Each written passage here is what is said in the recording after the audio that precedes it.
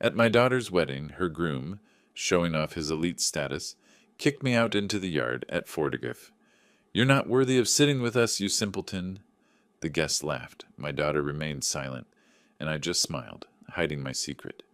Suddenly, someone in the crowd pointed at me and shouted, "He's a billionaire!" The groom dropped his glass. This is not revenge. This is justice. Before we continue, please subscribe to the channel and write in the comments what time it is where you are now. I sat alone at the table, watching the door. 20 minutes now. The hostess approached with an apologetic smile, menu tucked under her arm. "Would you like to order while you wait, sir?" I shook my head, gripping my phone tighter. "He'll be here." She nodded and retreated. Around me, the restaurant hummed with quiet confidence. Business suits leaned across white tablecloths. Polished shoes crossed beneath chairs. Laughter rolled out in practiced waves. I'd built something from nothing over 40 years, but none of that showed today. My Target dress shirt felt crisp enough, my slacks pressed, my hands scrubbed clean of the oil that usually lived under my fingernails. Still, I knew what I looked like sitting here. The Ford F-150 in the parking lot, 15 years old but running strong, told its own story. The door swung open. Nicholas walked in first, Cora half a step behind. No apology in his stride, no hurry in his movements.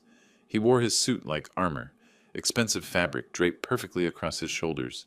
His watch caught the light when he raised his hand to signal the hostess. She rushed over. He spoke without looking at her. "Reservation for Whitmore." Cora spotted me and waved, her smile too bright, too nervous. They crossed the room. Nicholas extended his hand without meeting my eyes, his grip brief and dismissive. "Orval, traffic was murder." No apology there either. I stood, shook his hand, felt the calluses on mine catch against his smooth palm. He pulled back quickly. "Nicholas, good to finally meet you." Cora leaned in for a hug. Her perfume smelled expensive, unfamiliar. "Hi, Dad. Thanks for coming all the way downtown." "Wouldn't miss it." We settled into our chairs.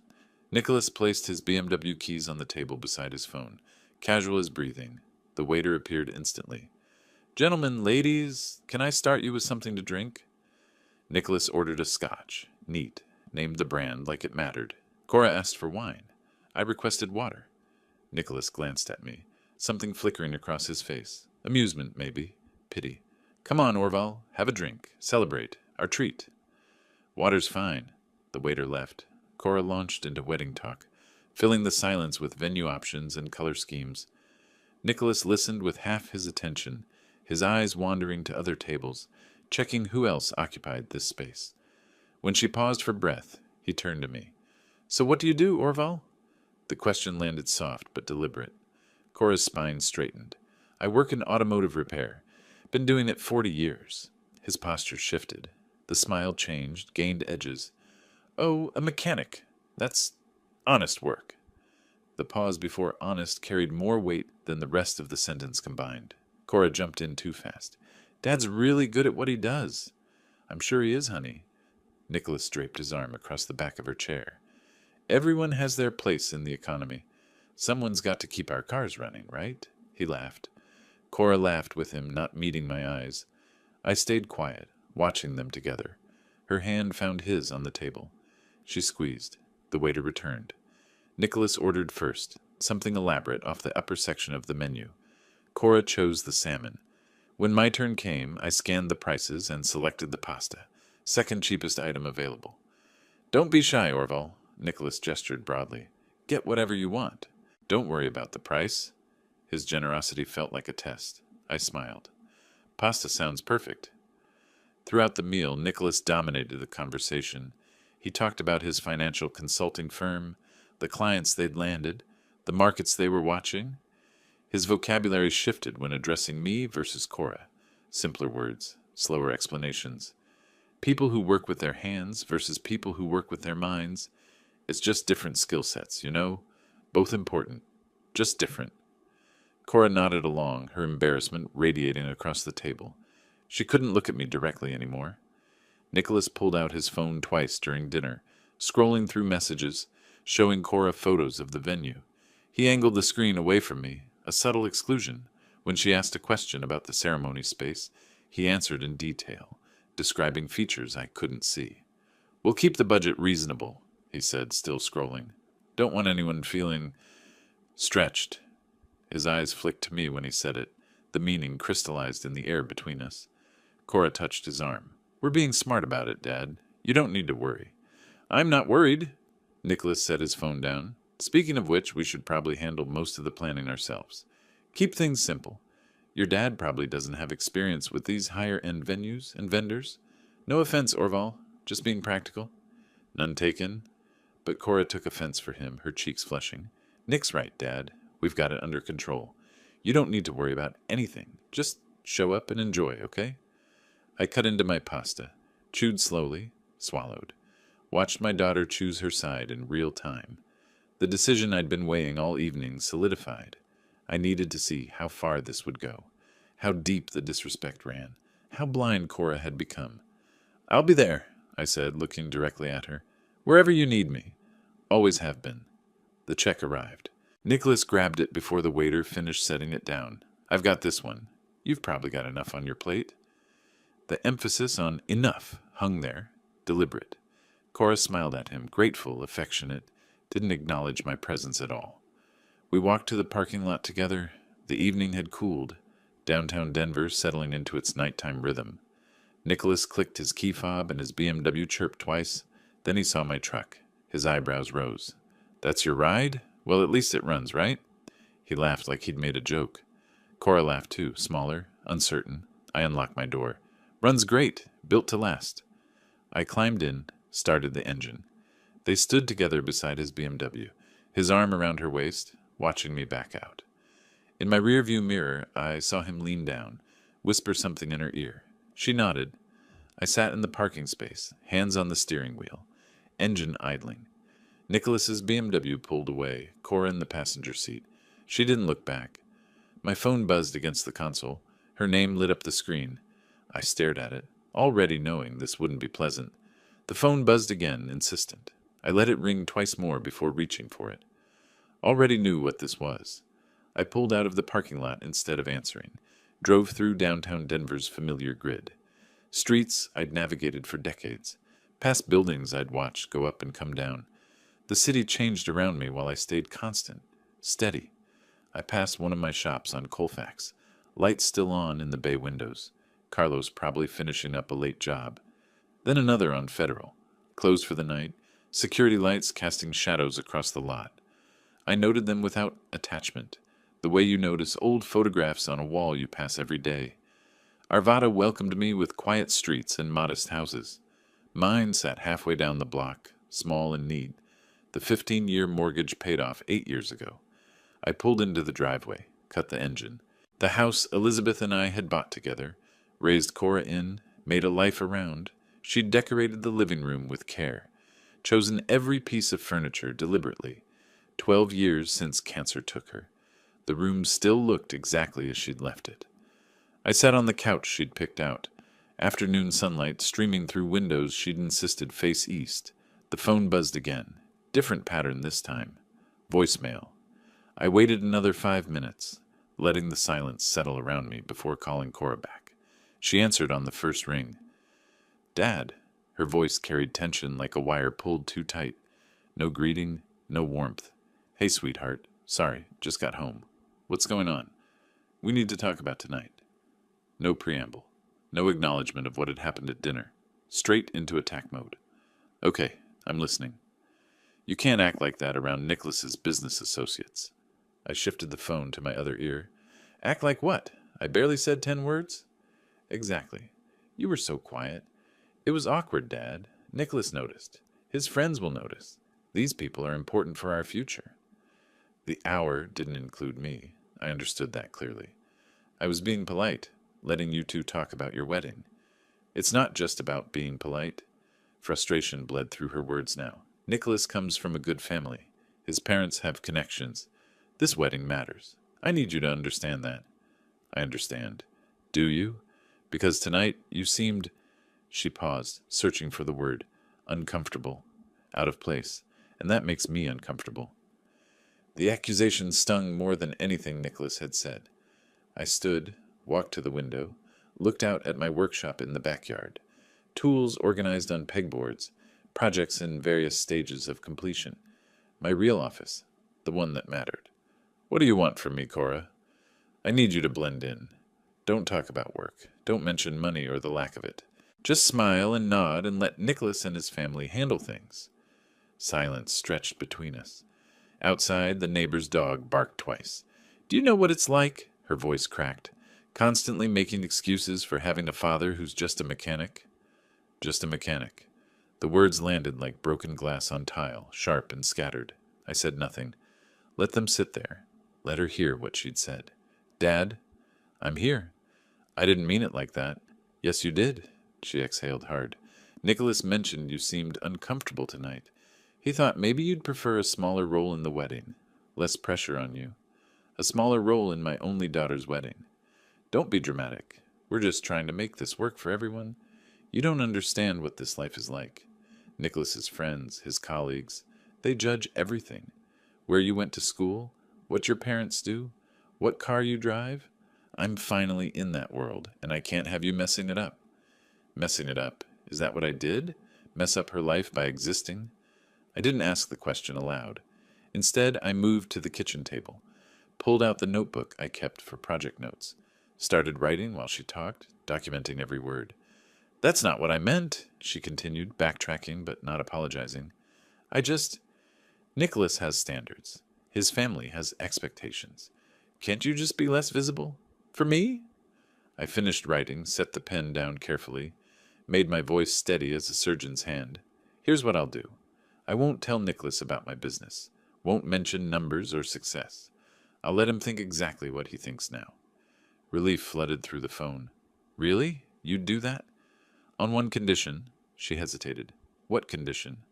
You give me time. Let me see how Nicholas treats a father-in-law he thinks is beneath him. Watch how he acts when he believes I'm nobody. Really watch, Cora. Then ask yourself who you're marrying. Silence. Long enough that I wondered if she'd hung up. Then, fine. But you'll see. Nicholas is great once you get to know him. Tonight was just nerves, wedding stress. Maybe. Thank you, Dad. This means so much. You'll fit in great, I promise. She didn't understand what she'd agreed to. Didn't realize she'd just consented to her own father's test. That was fine. Better even. I should go, she said. Nicholas is calling on the other line. Sure. Good night, sweetheart. Night, Dad. The line went dead. I sat at the kitchen table, notebook open in front of me. Added one more line beneath the dinner conversation notes. Wedding planning meeting. Wait for invitation. I poured myself a single glass of whiskey. Rare for me, stood at the window again. The workshop glowed faintly in the darkness, familiar and solid. I pulled out my phone, scrolled to Marcus Chen's contact, my attorney, hovered over his name without pressing call. Not yet, just noting the option, keeping it ready. On the mantel, a photograph stared back at me. Cora at 10 years old, both of us covered in motor oil, laughing at something long forgotten. She'd helped me rebuild an engine that summer, insisted on learning every part, every function. Her hands had been small then, careful, eager. That girl knew what I did mattered, knew who her father was. This woman on the phone tonight didn't know me at all anymore. I made my decision standing there in Elizabeth's living room, whiskey warming my throat. I'd attend this wedding, play the role of poor mechanic father perfectly, let Nicholas reveal himself fully, let Cora see exactly what she was choosing, give her every chance to wake up before it was too late. And if she didn't wake up, well, I'd built 12 businesses from nothing. I could build a lesson too. My phone buzzed on the table. Text message. Unknown number. Orville, this is Linda Whitmore, Nicholas's mother. We'd like you to join us for wedding planning next month. April 15th, our home. 6 p.m. sharp. Sharp. Even the mother started with subtle jabs. The word choice deliberate, instructional. Be on time. Don't embarrass us. I read it twice, let the implications settle. Then typed back, I'll be there. Sent it. Set the phone down. Picked up my pen and added to the notebook. Whitmore family meeting, April 15th. Observe dynamics. Document everything. The game had started whether I wanted it or not. Might as well play it well. 3 weeks passed like slow water. April 15th arrived with clear skies and my GPS guiding me through Cherry Hills Village, where even the mailboxes looked expensive. Streets curved through neighborhoods where homes started at 2 million and climbed from there. Private security signs stood like sentries on manicured lawns. Designer landscaping framed every driveway. The Whitmore residence spread across its lot like a declaration. 2-story colonial, white columns, circular driveway wide enough for 3 cars. I parked my F-150 behind Nicholas's BMW and a silver Mercedes SUV that probably belonged to his parents. Cut the engine. Sat for a moment studying the house that raised the man my daughter wanted to marry. I walked to the front door, rang the bell. Chimes echoed inside, some classical melody I didn't recognize. Linda Whitmore opened the door, looked past me to my truck, her eyebrows rising a fraction. "You found us. Come in." No greeting, no handshake, just acknowledgement of arrival and dismissal in the same breath. The interior screamed wealth louder than the exterior. Crystal chandeliers hung from ceilings that soared 12 feet high. Marble floors reflected light from windows dressed in silk curtains. Art covered the walls, the kind you see behind velvet ropes in museums. Everything positioned perfectly. Nothing out of place, nothing comfortable. The living room opened to my right, everyone already seated. Nicholas and Robert Whitmore in matching leather armchairs, Cora and Linda on a cream sofa that looked too expensive to actually sit on. Wedding planner materials spread across the coffee table, venue photos, catering menus, flower arrangements in glossy folders. One seat remained, a stiff dining chair someone had brought from another room, placed slightly apart from the grouping. An afterthought. I took it without comment. "Now that we're all here," Linda began, her tone suggesting I'd kept them waiting despite arriving exactly at 6. "We've narrowed the venue options. The Manor House in Aurora. It's where proper families celebrate." Robert nodded, his silver hair perfectly styled, his suit probably worth more than my truck. "Waited 3 months to get that date. They don't take just anyone." The conversation flowed around me. Flowers, music, ceremony timing. I listened, noted details, stayed quiet, played my role exactly as promised. Then Linda shifted topics. "Budget. Nicholas mentioned 50,000 total.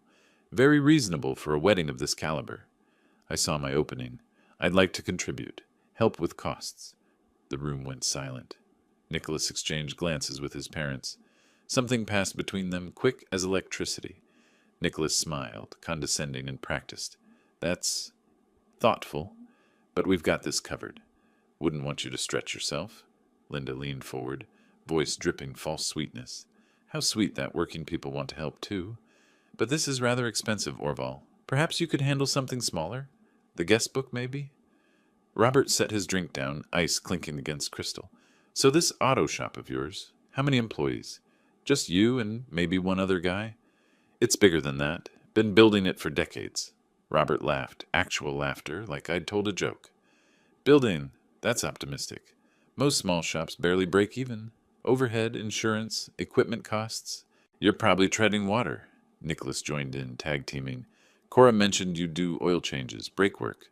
Basic stuff. Nothing wrong with that. Someone has to do it."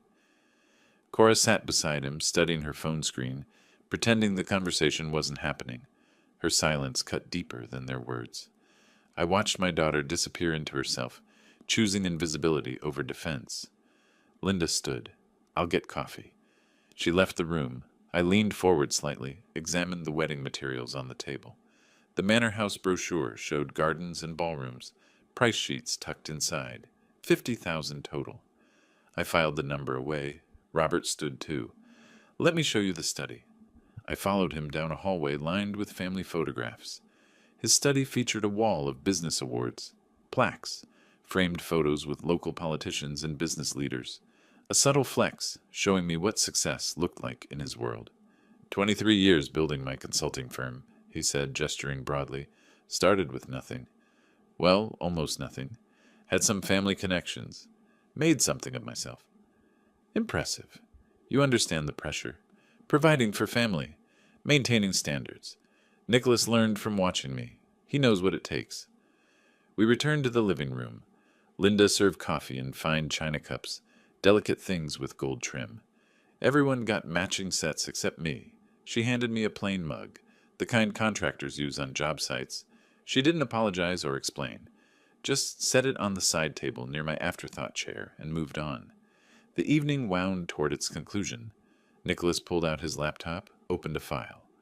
We're doing something interesting with the seating arrangement. He turned the screen toward his parents and Cora. Angling it away from me, I saw the edge of a floor plan. Premium guests, business contacts, family friends will have the main floor. Best view of the ceremony, closest to the reception area. He pointed to another section I couldn't quite see. And we'll have a separate area for everyone else, more casual. Linda nodded approvingly. It's about maintaining standards. You understand. Nicholas looked directly at me for the first time all evening. You'll be comfortable there, less formal, less pressure to, keep up appearances. I understood perfectly. They were segregating me, publicly marking me as lesser, creating physical distance to match the social distance they'd already established. I stood. I should go. Thank you for having me. Polite handshakes all around. Cora walked me to the door. Wouldn't meet my eyes. It'll be a beautiful wedding, I said. Thanks for understanding, Dad. About the seating, it's just logistics. Sure. I walked to my truck, climbed in, started the engine, sat there with it running. The Whitmore house lit up behind me like a stage set. Pulled out my phone, scrolled to Marcus Chen's contact, my attorney. 15 years of business together, every contract and property deal running through his office. I hovered my thumb over his name. The porch light flicked off behind me. The Whitmores were done with me for the night. I tapped the screen. One ring. Marcus, it's Orville. I need to see you tomorrow. It's important. The next afternoon, I walked into Marcus Chen's law office in downtown Denver. 16th floor, mid-size firm, the kind that handles serious business without needing marble floors to prove it. The receptionist recognized me, smiled, waved me straight through. Marcus's office overlooked downtown, floor-to-ceiling windows framing the city I'd worked in for 40 years. He stood when I entered, concern crossing his face. In 15 years, I'd never requested an urgent meeting for anything personal. Orval, sit. What's happening? I took the chair across from his desk, laid it out methodically. My daughter's engagement, the fiance's family, the escalating disrespect building toward something I couldn't ignore anymore. Marcus listened, taking notes on a legal pad, his expression shifting from concern to understanding. You want to protect Cora, he said when I finished. From herself. From a mistake she can't see yet, he set his pen down. What are you thinking? Transfer ownership of all 12 Hicks Auto Service locations to Cora as a wedding gift. Marcus raised an eyebrow. That's substantial. With a condition. If the marriage dissolves within 3 years, everything reverts to me. He leaned back, fingers steepled, processing. That's a conditional gift deed with a reverter clause. Legal in Colorado, but complicated. We're talking about what? $8.5 million in total business value? Approximately. Heavy tax considerations. Timing becomes critical. He pulled out a fresh legal pad, started sketching structures with arrows and boxes. If Nicholas discovers this before the wedding, he'll treat Cora very differently. Are you sure you want that reveal to happen after? I'm sure. Marcus drew more connections, thinking aloud. We prepare the documents now, but date them to take effect the day after the wedding. Protects Cora's ownership from any claims Nicholas might make during the engagement. Also establishes clear proof this is your property, gifted voluntarily, not a marital asset. How aggressive is the 3-year clause? Very. Most conditional gifts use 5 or 10 years. You're banking on Nicholas showing his true nature quickly. I met his eyes. He already has. I'm just making sure there's a record when everyone else sees it too. Marcus studied me for a long moment. Orval, this is a sophisticated legal trap. If Nicholas realizes what you've done, he could claim you manipulated Cora. Are you prepared for her to hate you if this backfires? I'm prepared for her to understand, eventually. Right now, she can't see what she's walking into. But money has a way of revealing character. He nodded slowly. 2 weeks for a complete draft. Then we'll need notarization, witness signatures, the full process. Do it. We shook hands. I left his office feeling purposeful for the first time since that restaurant dinner. Later that week, I was at my flagship location in Littleton, southwest Denver, 12 bays running steady with afternoon work. 23 employees moving through their routines, diagnostic equipment humming, the organized chaos of a well-run operation. James Sullivan arrived to pick up his company vehicle. I'd held the service contract for Summit Properties Group's fleet for 5 years now, built on reliability and fair pricing. He found me in the office reviewing invoices. Orval, vehicle ready? Just finishing the paperwork. Walk with me. We moved through the facility, past bays where technicians worked under hydraulic lifts, past the parts department where inventory lined metal shelves floor to ceiling. James took it in, the scale of it. Your operation here is impressive. 12 locations now. I remember when you had 3. Growth takes time. Nicholas knows what you've built, right? Cora's fiancé? I handed him his keys. Nicholas knows I work in auto repair. That's enough for him. James pocketed the keys, hesitated. Funny you mentioned Nicholas. Got a wedding invitation from him. Says he's marrying into your family. My daughter, June 21st at the Manor House. Interesting. James shifted his weight. Nicholas invited half the business community, trying to impress someone. Called me twice about investment opportunities. Networking hard. I filed that information away, thanked James for his business, watched him drive off. Then I made a call. Marcus, can you run a discreet financial background check on Nicholas Whitmore? Legal consideration for potential family business matters. I'll have something by Monday. Monday came. Marcus called with results. Nicholas had taken a $45,000 personal loan 2 months ago.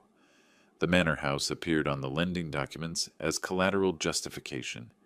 He was drowning in debt to throw a wedding that served as social capital, using Cora as his entry ticket to the business circles he wanted to penetrate. The irony tasted sharp. Nicholas mocked my finances while leveraging borrowed money for appearances. Everything I'd suspected confirmed in black and white. That evening, I drove past the Manor House. Nicholas's BMW sat in the parking lot, probably inside finalizing details he couldn't afford, spending money he didn't have to impress people who'd forget him the moment the open bar closed. 3 weeks later, I returned to Marcus's office. The documents were ready. Thick stack of legal papers, notary seal prepared. Marcus spread them across the conference table. Pages fanned out like playing cards. Sign here, here, and here. He pointed to marked tabs. The moment Cora signs her marriage certificate, these become active. She'll own everything. I picked up the pen, my hand steady. Marcus watched me. You're giving away $8.5 million on a bet that Nicholas will prove you right. I signed the first page. Not a bet, a certainty. The weeks after signing the documents passed in careful preparation. 2 weeks before the wedding, my phone rang while I was reviewing inventory at my Aurora location. Nicholas's name flashed on the screen. I answered. Background noise immediately. Colleagues talking, printer running, his office environment leaking through. Orval, we need to discuss logistics for the wedding.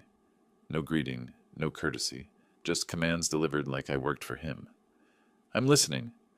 That truck of yours, the F-150, you can't drive that to the Manor House. It'll look terrible in the parking lot. I said nothing.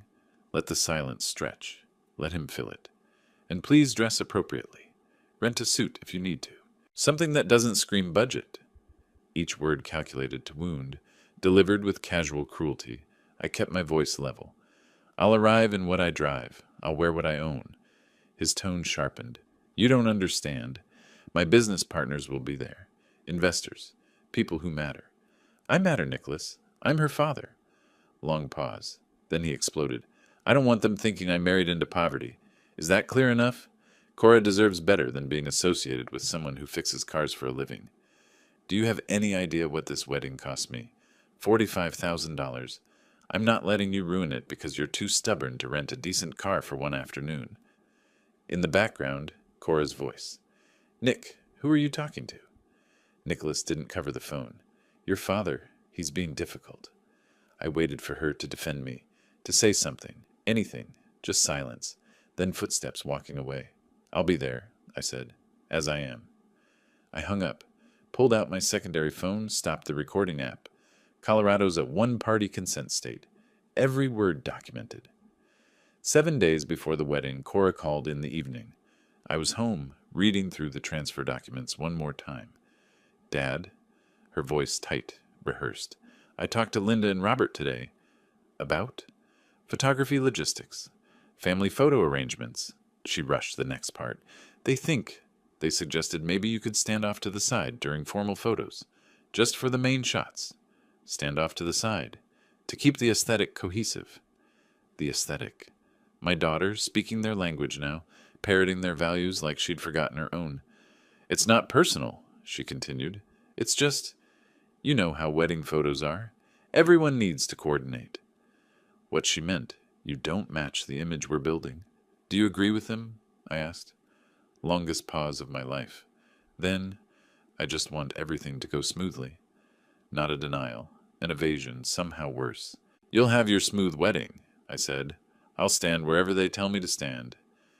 Thank you for understanding. I hung up before saying something I'd regret. After the call, I sat in Elizabeth's living room, the documents spread across the coffee table she'd picked out 20 years ago. I opened the folder, reviewed the transfer papers again. Everything ready. 12 properties valued at $8.5 million. Full ownership transferring to Cora the day after her wedding. 3-year reversion clause if the marriage dissolved. I picked up my phone, texted Marcus, "Proceed as planned. See you at the wedding." His reply came immediately. "Confirmed. Papers will be ready for post-ceremony signing." I looked at the photo on the mantel. Cora at 10, both of us covered in motor oil, laughing at something long forgotten. The girl who'd been proud of her father, who'd understood that working with your hands meant building something real. That girl was gone. The woman marrying Nicholas couldn't see past appearances to the substance beneath. Pain now, understanding later. That's what I was banking on. 3 days before the wedding, I had my suit dry cleaned. The same JCPenney suit from the restaurant meeting. Simple, inexpensive, exactly what they expected. I washed and detailed my F-150 myself. Spent 3 hours in my driveway with soap and wax and careful attention to every surface. My shop manager drove past, saw me working, pulled over. "Boss, why are you detailing your own vehicle? We've got guys for that." "Some things you do yourself." He nodded, confused but respectful. Drove on. I checked the wedding invitation one more time. June 21st, 4 p.m. ceremony. The Manor House. Dress code printed at the bottom in elegant script. Black tie preferred. My simple suit wouldn't meet that standard. I knew. I was counting on it. 2 days before, I drove past the Manor House. Setup crew, installing lighting, arranging flowers, constructing the stage Nicholas had designed for maximum impression. The scale was massive. $45,000 borrowed, every penny visible in silk and crystal and imported roses. I picked up the finalized documents from Marcus's office personally, carried them home, stored them in my safe alongside the business formation papers from 40 years ago. Full circle. Everything I'd built, about to transfer to my daughter, with a single condition that would either save her or teach her. The night before the wedding, I ironed my own shirt, polished my own shoes, ritual preparation, soldier before battle. Wedding morning arrived clear and cold. I stood in my bathroom adjusting my tie in the mirror. The suit fit well enough. Clean, pressed, obviously inexpensive. Perfect. My phone buzzed. Text from Marcus. "I'm already at the venue. Front row, aisle seat. Ready when you are." I picked up my truck keys. Time to see what Nicholas had planned. The manor house sat on 20 acres of manicured grounds south of Denver, all white columns and sprawling gardens. I arrived just after 3, giving myself time before the 4 o'clock ceremony. The parking lot told the story Nicholas wanted. Luxury sedans, a few Teslas, one Maserati gleaming in afternoon sun, and my 15-year-old F-150. I pulled into the circular drive. Valets in formal attire watched my approach, confusion crossing their faces. The young one stepped forward, hesitating. "Sir, are you—" "With the wedding party?" I handed over my keys. "Father of the bride." His expression shifted from confusion to pity. He took the keys without another word. I walked toward the entrance, past clusters of arriving guests. Designer clothes, tailored tuxedos that probably cost more than my monthly mortgage had been. Women in dresses worth thousands. Men checking watches that could finance a year of college. Everyone polished, positioned, perfect. Me in my $200 JCPenney suit. The contrast deliberate. Visible, Exactly as planned. Nicholas positioned himself near the entrance like a politician working a crowd, greeting guests, shaking hands, performing his role with practiced ease. He saw me approaching. His expression flickered, annoyance, then calculation, before settling into performance mode. He raised his voice so nearby guests would hear. "Orval, you made it. Wasn't sure you'd find the place." Laughter rippled through the group around him. He stepped forward, hand extended. "Everyone, this is my father-in-law. He's in automotive work." The pause before automotive work hung there, loaded with meaning. A well-dressed woman asked politely, "Which dealership?" Nicholas answered for me. "Oh, he's not in sales. He's more hands-on. Repairs, maintenance, that sort of thing." He gestured toward the entrance. "Family seating is inside. They'll show you where." Dismissal clear. Conversation over. Move along. Inside, the venue lived up to its reputation. Crystal chandeliers cascaded light across marble floors. Flowers filled every corner. Imported roses, orchids arranged in cascading displays. Everything screaming expensive taste and unlimited budget. A coordinator with a clipboard approached. "Name, please?" "Orval Hicks, father of the bride." She checked her list, expression carefully neutral. "Yes, right this way." She led me through the main ballroom. Prime seating near the front. Rows of elegant chairs arranged perfectly, each with a personalized calligraphy place card. We kept walking, past the middle rows, past the back rows, through a doorway into a side area, still visible to the ceremony space, but clearly separated. 3 tables set up, labeled Family, Bride's Side, in generic printed cards, nearly adjacent to the catering entrance. Staff walked past carrying supplies, setting up service stations. "You'll be comfortable here," the coordinator said, overly bright. "Close to refreshments." Translation, hidden from view near the service area, out of photographs. I sat, surveyed the room through the doorway. The main floor filled with Nicholas's guests, people radiating wealth and status. Then I spotted a familiar face, James Sullivan, 3 rows from front in the premium section. He scanned the room, stopped when he saw me in the side area. Our eyes met across the distance. His expression changed. Confusion, then dawning realization. He knew me as a successful business owner with 12 locations. He saw me seated with budget guests near the kitchen. He stood, started moving toward me. But the wedding coordinator's voice rang out. "Please take your seats. Ceremony, beginning in 5 minutes." James hesitated, sat back down, but he kept glancing toward me, the question visible on his face. "What's happening here?" I pulled out my phone, photographed my seating area, the view from my table, the generic place cards, while main floor guests had personalized calligraphy, documentation, evidence, all of it recorded. Music started, the processional beginning. From my side position, I watched guests stand, turn toward the aisle.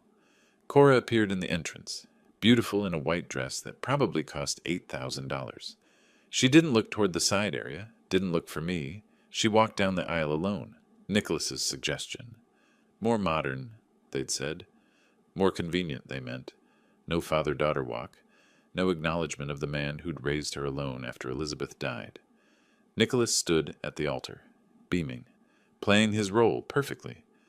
I watched my daughter marry a man who demanded her father be hidden, and she'd agreed. A woman sat at my table, older, kind-faced. "I'm the bride's aunt, from her mother's side," she said quietly. "Apparently we're not photogenic enough for the main floor either." "Apparently not." Service staff walked past repeatedly during the ceremony. The disruption Nicholas claimed to prevent by seating me here was actually created by this arrangement. But it wasn't about logistics. Never was. I spotted Marcus in the audience, 4th row center. He saw me, gave a subtle nod, the witness in position. The officiant declared them married. Applause filled the room. Nicholas kissed Cora, both beaming. They walked back down the aisle together, accepting congratulations. As they passed the doorway to the side area, Nicholas glanced toward where I sat. Our eyes met for half a second. He smirked. Then they were gone, swept into the crowd of well-wishers. The coordinator announced, "Cocktail hour on the terrace while we prepare the reception space." I stood. Marcus appeared beside me. "Ready?" he asked quietly. "Not yet," I said. Let's see what he does next. The cocktail hour passed in a blur of champagne and forced mingling. By the time the reception began, Nicholas had worked through 3 glasses of bourbon. I watched from my corner table as he grew louder, bolder, his inhibitions dissolving with each drink. Dinner service complete, toasts finished, the reception in full swing. Nicholas at the head table, visibly intoxicated, gesturing wildly while talking to friends, his voice carrying across the room with that particular volume drunk people achieve. Cora beside him looking uncomfortable but not intervening. I remained at my segregated table. Marcus Chen sat nearby, catching my eye with a questioning look. James Sullivan at his premium table, periodically glancing toward my section with visible confusion. The physical separation of spaces now glaringly obvious to anyone paying attention. Nicholas stood abruptly, nearly knocking over his chair, grabbed his drink, gestured to his friends. "Come on, let me introduce you to my father-in-law." The group weaved through tables toward my section, performance clearly planned, guests noticed, conversations paused, attention shifting. Nicholas arrived with his entourage, speaking loud enough for half the room to hear. "Gentlemen, allow me to present Orval Hicks, finest mechanic in the Denver area." His friends laughed on cue. Well-rehearsed cruelty. "He's more comfortable with grease than champagne, aren't you, Orval? Different worlds, you know." He gestured at his tuxedo, then at my simple suit. "But hey, he showed up. That's what counts." One friend played along. "You know, Nick, I've been thinking. A man who works with his hands probably feels out of place at an event like this. All this refinement, all these successful people." Nicholas nodded sagely. "Exactly. Nothing wrong with knowing your place. I respect that about working-class folks. They understand their limits." He made a show of loosening his bow tie. "Is it hot in here, or is it just me?" Another friend. "All these people, all this perfume. Bit suffocating." Nicholas snapped his fingers like he'd had an idea. "You know what? Orval, there's a lovely courtyard outside. Might be more your speed. Fresh air, no crowd." He pointed toward the French doors leading outside, through the glass. Snow falling, heavy and thick. The outdoor thermometer displayed clearly, -4 degrees Fahrenheit. Guests following the conversation realized what he was suggesting. Some laughed nervously. Others looked uncomfortable. Nicholas continued, emboldened. "Seriously, wouldn't you be more comfortable out there? Away from all this elite company? No pressure to keep up appearances? Come on, don't be shy. The courtyard's beautiful this time of year. Well, maybe not in a snowstorm at 4 below zero, but you're tough, right? Blue-collar tough?" He emphasized elite, like a weapon. His friends grinned, waiting for me to back down, to slink away in shame. I stood slowly, deliberately, took my napkin from my lap, folded it precisely, placed it on the table, made eye contact with Nicholas. Didn't break it. The room quieted further, sensing confrontation. I looked past Nicholas toward the head table. Cora watching, face pale. Our eyes met across the distance. She looked down, said nothing, did nothing. That moment crystallized everything. I turned back to Nicholas. "Interesting suggestion, Nicholas. Very revealing." My tone perfectly calm. No anger, no defensiveness. The calmness somehow more unsettling than rage would be. Nicholas misread it as weakness, smirked wider. "See? He gets it. He knows when he's—" A voice cut across the room from the premium section. "Wait, hold on a minute." James Sullivan standing at his table, staring at me. Walking forward, expression shifting from confusion to recognition to disbelief. "Orval? Orval Hicks?" He stopped a few feet away, studying me. "You're the owner of Hicks Auto Service, aren't you?" The question dropped into the silence like a stone into still water. Nicholas laughed, but it sounded hollow. "What?" "No, he just works—" James cut him off. "I know him. We have contracts together. Orval Hicks. I thought that was you, but in this section I assumed—" "Wait." He looked around at the segregated seating, the side area placement back at me. "You own Hicks Auto Service. The whole chain. 12 locations across Colorado." Nicholas turned to me, face flushing darker than the alcohol alone would explain. "What are you talking about? He's just a mechanic. He fixes cars. Cora told me." James shook his head slowly. "He doesn't fix cars. He owns the company. I've been signing checks to Hicks Auto Service for 5 years." Other guests started pulling out phones. The whispers spread. Nicholas looked at me. I said nothing, just waited. The silence stretched like a wire pulled too tight. Nicholas's face cycled through expressions: confusion, denial, dawning horror. Around us, phones lit up as guests started searching. James spoke louder, addressing the room as much as Nicholas. Hicks Auto Service, 12 locations. Aurora, Littleton, Westminster, Thornton, Lakewood, Inglewood. He listed locations from memory. Each name landed like a hammer blow. We have a fleet maintenance contract. 70 vehicles. Annual contract value over $200,000. A businessman at a nearby table looked up from his phone. He's right. I'm looking at the company website. Orval Hicks, founder and CEO. Another guest reading from LinkedIn. Founded 1985. Grew from single bay operation to regional chain. Estimated business value $8 to $10 million. A woman at James's table. There's an industry article here. Local success story. How Orval Hicks built a multi-million-dollar business, one repair at a time. The information spread through the room like wildfire, phone to phone, whisper to whisper. Nicholas's face drained of color, visibly paled. He looked at Cora. You said he was just a mechanic. You said... Cora's mouth opened, closed. No words came out. She knew. Everyone could see she knew. Linda Whitmore's voice cut from the head table, shrill. Cora, is this true?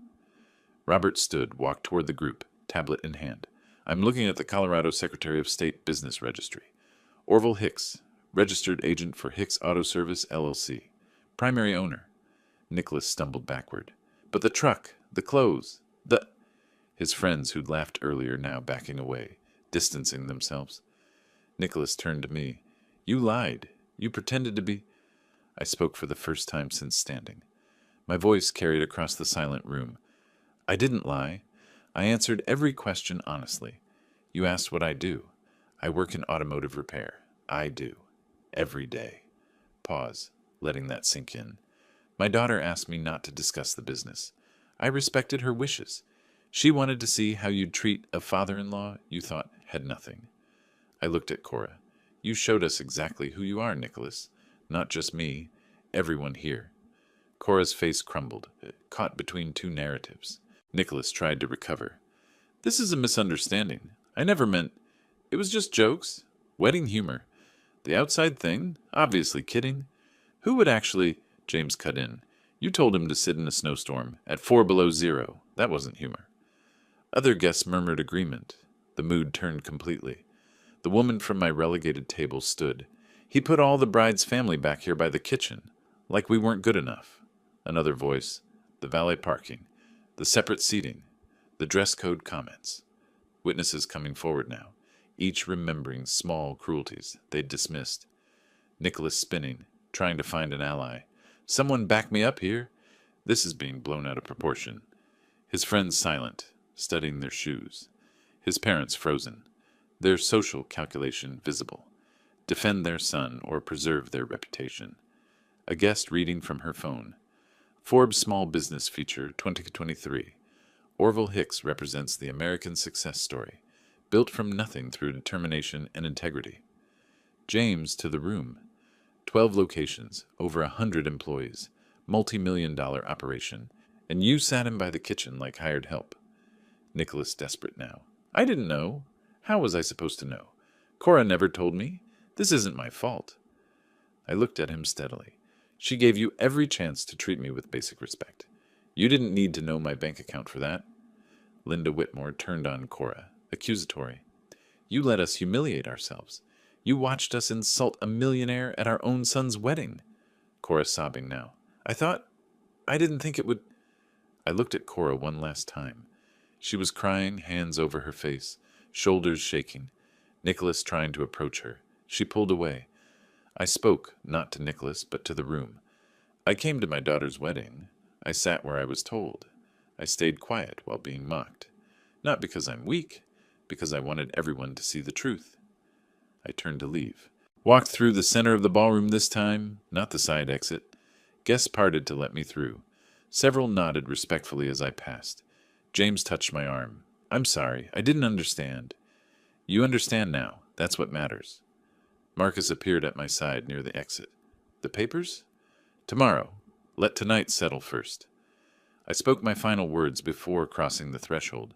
You wanted to know if I was worthy of your elite company, Nicholas. Turns out you needed to prove you were worthy of mine. You failed. I walked out the main entrance, down the steps, into the snow, reached my truck as snow collected on my shoulders.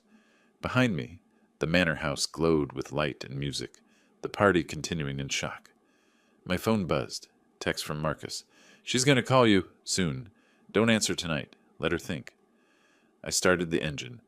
Through the falling snow, I could see figures in the windows, silhouettes arguing, gesturing. One separated from the others, smaller, moving toward the exit. Cora, coming after me. The morning after the wedding, my phone started ringing at 6 a.m. I let it go to voicemail. Nicholas called 4 more times before I finally answered on the 5th. I was at my kitchen table, coffee cooling in my favorite mug, watching the phone buzz against the wood surface. Picked it up. Orville, please, we need to talk. Last night I made a terrible mistake. Nicholas's voice came through desperate, trembling between anger and fear. Background quiet. He was alone somewhere, probably locked in a bathroom or office, hiding from Cora. The alcohol. The stress of the wedding. I wasn't thinking clearly. Everyone says things they don't mean when they're drinking. You understand that, right? I said nothing. Let him fill every pause with increasingly desperate explanations. The business contacts? The reputation damage? Do you know what this does to me professionally? People I've worked with for years saw that. They're calling, asking questions, making assumptions. Still I waited. I'm trying to make this right here, to explain, to apologize. Are you finished? I'm trying to apologize here. No. You're trying to manage damage. There's a difference. Silence on his end. Then, what happened between you and Cora is between you and Cora. Not my business anymore. But I need you to... People think I cut him off. They think exactly what you showed them. That's not my problem to fix. Before hanging up, I added one more thing. By the way, Cora received her wedding gift yesterday. Documents transferring ownership of all 12 Hicks Auto Service locations to her name. Completely legal. My attorney handled everything. Silence on the line. I could hear him breathing, processing. What? 12 locations. You gave her $8.5 million worth of business. Yes, it's hers now. I ended the call before he could respond. Immediately phoned Marcus. He knows about the transfer. Took him less than 12 hours. That's faster than I expected. How long until he shows his true colors? Marcus's voice went grim. Based on what you told me about his loan? Days, not weeks. Money makes people impatient. I settled in to wait. The test had truly begun.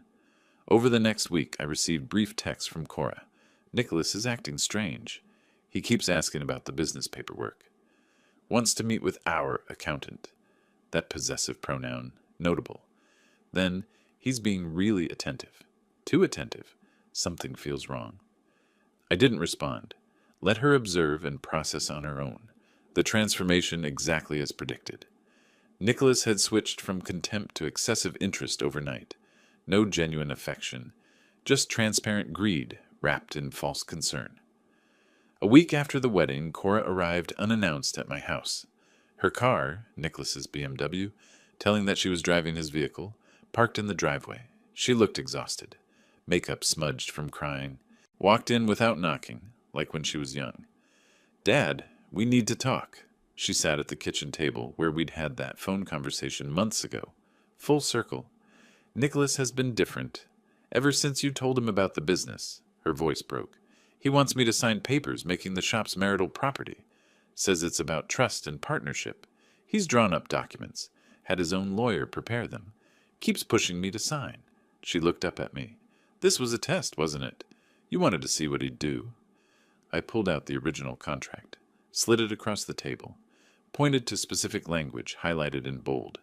If your marriage lasts 3 years, the business is permanently yours. But if you divorce before then, everything reverts to me. Nicholas can't touch it either way. She stared at the words. You built a trap, for him, to prove what he really wants. I built a mirror, so you could see clearly. Her finger traced the 3-year clause. So if I divorce him now, you get everything back? Yes. And if I stay with him knowing what he is, I get to keep millions but live a lie? I let her sit with that impossible choice. Finally, she looked up. What would you do? I stood, rinsed my coffee cup. I can't answer that. This is your decision. Your life. Your marriage. She folded the contract slowly. I need time to think. 2 weeks, I gave her. 2 weeks to see if she'd learned anything. Those 2 weeks revealed everything I needed to know about Nicholas. Cora called me 3 times, each conversation shorter than the last, each confirming what I had already understood. The third call ended with 5 words. Dad, I need Marcus's number. I returned to normal routines, managing shops, reviewing contracts, living my life. The calls came in intervals. First week. He's making spreadsheets about the business, profit projections, expansion plans. Keeps saying we need to modernize, we should leverage the assets. We could sell half and invest. Always we, never acknowledging it was solely hers. Second week, the calls grew darker. He got angry when I said I wanted to wait before making any decisions. Asked why I'm being difficult. Said I'm being ungrateful after everything he's done. Third call, her voice different. Colder, clearer. I told him no, definitively. No shared ownership, no signing documents, no business decisions without me learning the operation first. She described his reaction. He stopped pretending. Just stopped. Started yelling about wasted opportunities. Stupid decisions. How I don't understand what I have.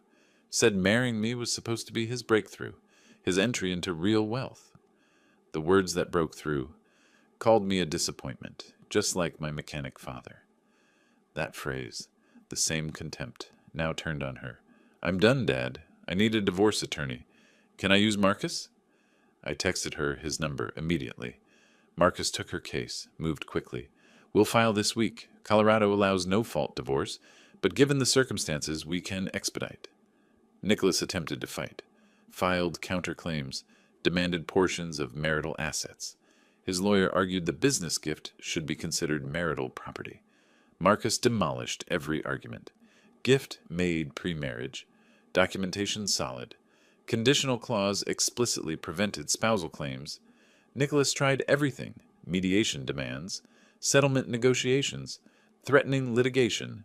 Each attempt failed against the ironclad contract Marcus had drafted. By mid-August, the divorce finalized. Marriage lasted barely 2 months. The contract's reversion clause activated automatically. All 12 shops returned to my ownership. I heard through James Sullivan what happened to Nicholas professionally. The wedding story had spread through Denver's business community. People are calling him the guy who insulted a millionaire at his own wedding, James told me over coffee. His firm quietly suggested he seek opportunities elsewhere. His parents are embarrassed, distancing themselves publicly. The $45,000 wedding loan came due. No Cora, no business, no money, still the debt. Everything Nicholas wanted to achieve through the marriage, lost. Everything he'd mocked me for having, revealed as his own reality. Actually struggling, actually fake, actually desperate. Late August afternoon, I was working at my original shop in Littleton, the one I'd opened 40 years ago. 12 service bays, hydraulic lifts, diagnostic equipment humming with afternoon work. Cora arrived, looked different, stronger, clearer-eyed. We walked through the facility together. I explained operations. She actually listened now, asked real questions.